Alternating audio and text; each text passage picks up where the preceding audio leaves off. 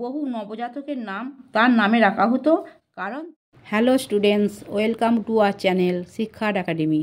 আজ আমরা let's do চলো করি অ্যাক্টিভিটি 6 লেটস চলো অ্যান্সার দ্য ফলোইং কোশ্চেন্স নিম্নলিখিত প্রশ্নগুলির উত্তর দিই।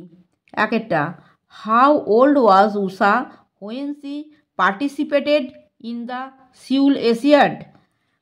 সিউল এশিয়াডে অংশগ্রহণ করার সময় উষার বয়স কত ছিল?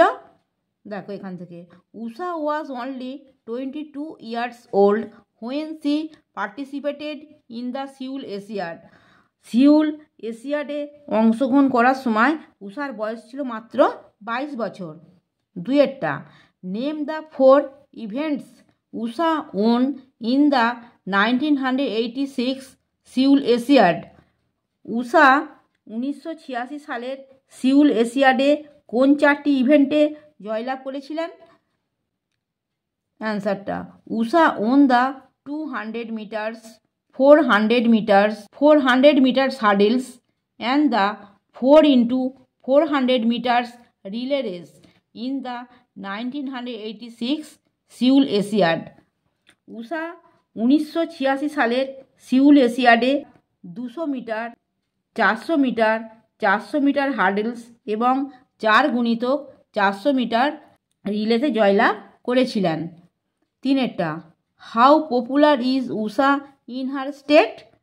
উষা তাঁর রাজ্যে কতটা জনপ্রিয় ছিল? Answer, Usha was very popular in her state Kerala. Many newborn babies war regularly named after her as she had become an icon for Indian women athletes. Usha তার রাজ্যে কেরালায় খুব জনপ্রিয় ছিলেন।